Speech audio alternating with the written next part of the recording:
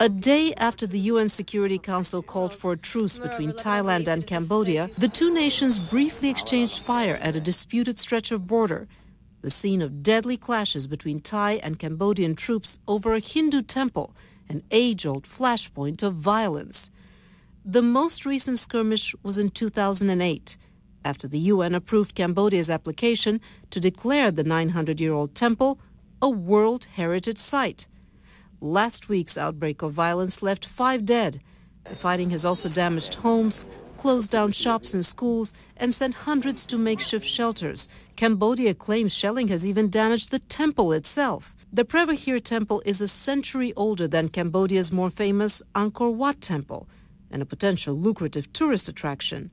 Prevahir is perched on a cliff in the Dangkek Mountains on the Cambodian side of the disputed border with neighboring Thailand, marked in red on this Google Earth map.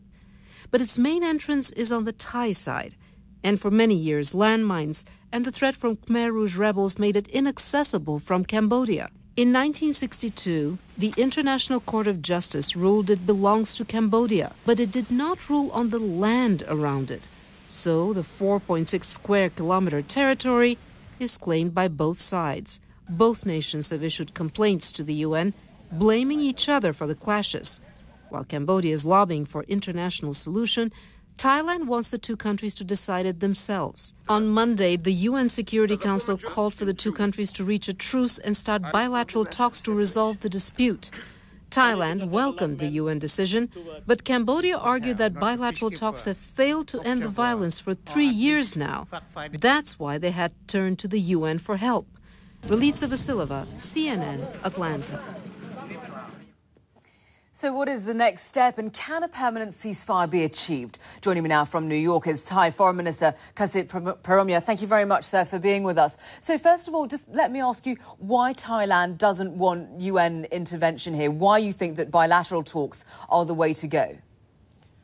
I don't think that we do not like the intervention of the United Nations, but we believe that there are existing mechanisms in place, and they have been working. So it's the question of the continuation of the existing mechanism. That is the first point.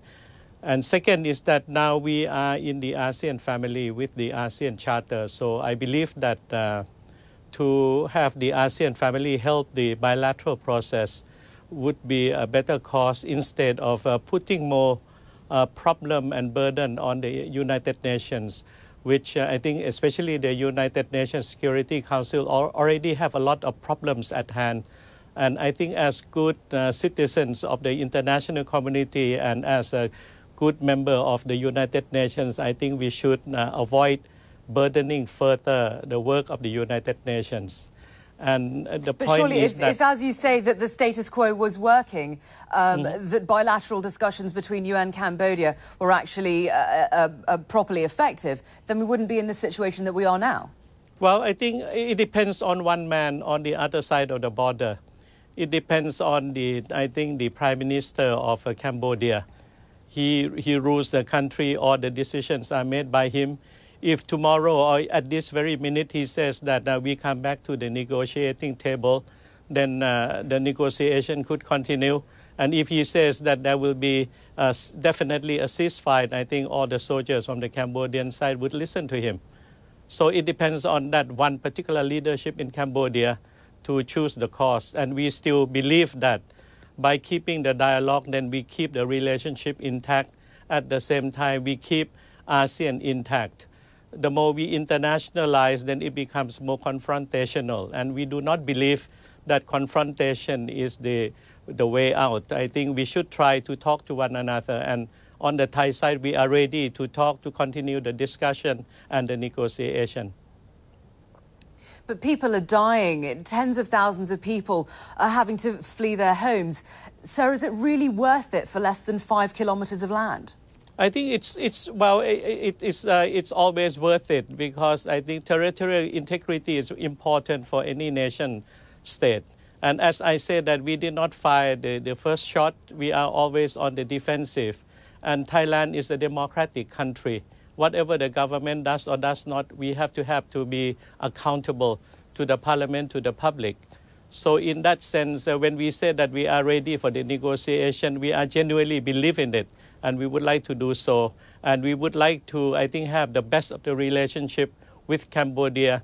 We do it. We have been doing that all along as a major partner of Cambodia, as a donor countries towards the socio-economic development of Cambodia. I think the burden is more on the other side, because I think Cambodia's rules comprehensively by Somdet Hun Sen, the Prime Minister. And if he wishes to continue the dialogue, I do believe that we can continue the excellent relationship and build up the ASEAN community. When all is said and done, you do still have to be neighbours with Cambodia. So how far is Thailand willing to take this fight? Well, I don't think we want to fight. We want to negotiate. We want to cooperate. We want to build up the relationship. We want to build up the ASEAN community. This is something that we have been doing all along. We have no problem with Cambodians in general. I mean, we want to see the betterment of life. They are still very much of the underdeveloped country. We do not want to see underdevelopment in Cambodia. We want to see a better quality of life in Cambodia. Kasit Paromia, Thai Foreign Minister, thank you very much indeed for your time today.